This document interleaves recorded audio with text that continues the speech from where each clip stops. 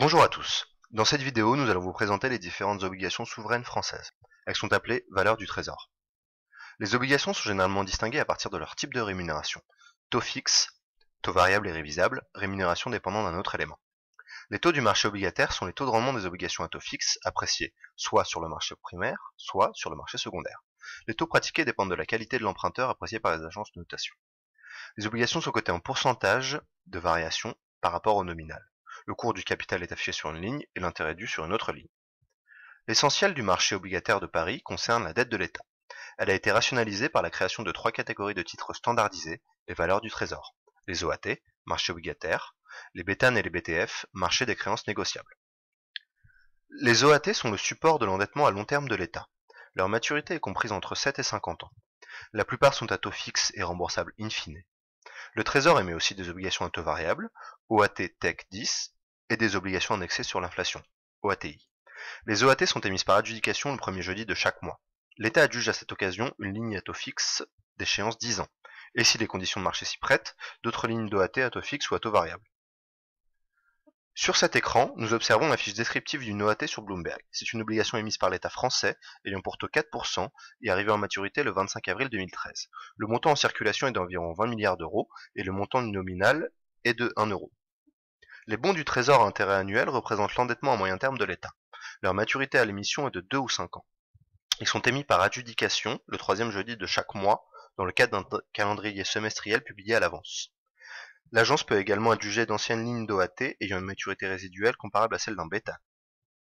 Voici le graphique du prix sur la période allant de juillet 2012 à janvier 2013 d'un BTAN ayant pour maturité le 25 juillet 2017. Ce BTAN a été adjugé pour la première fois le 19 juillet 2012. Les bons du Trésor à taux fixe sont l'instrument de gestion de trésorerie de l'État. Ils servent à couvrir les fluctuations infra-annuelles qui découlent pour l'essentiel du décalage entre le rythme d'encaissement des recettes et celui du paiement des dépenses, ainsi que de l'échéancier d'amortissement de la dette. La maturité des BTF à l'émission est de moins d'un an. Un BTF à 3 mois est émis chaque semaine. S'y ajoute, selon les cas, une émission de BTF semestrielle ou annuelle. Certains BTF peuvent être émis hors calendrier pour des durées de 4 à 7 semaines selon les besoins de trésorerie. Nous observons ici le graphique du prix sur la période allant du 8 janvier au 18 janvier 2013 d'un BTF ayant pour maturité le 11 avril 2013. Cet écran représente la superposition des courbes de taux des OAT, BTAN et BTF. Il est intéressant de remarquer que ces courbes suivent une dynamique similaire. Le TME est le taux moyen de rendement des emprunts d'État obtenus sur la base d'un échantillon d'emprunts d'État et d'OAT à taux fixe, d'une durée de vie supérieure à 7 ans. Le TMO est le taux moyen de rendement des obligations du secteur public, ainsi que de tous les emprunts de plus de 7 ans garantis par l'État. Ils sont calculés mensuellement en faisant la moyenne des taux hebdomadaires correspondants. Le TME est utilisé pour déterminer les taux des avances en matière d'assurance vie ou le taux fixe des prêts à taux variable avec option. Le TME à plus de 7 ans est un bon indicateur de la performance des fonds en euros. Le TMO représente, lui, le taux moyen des nouvelles obligations émises par les entreprises privées.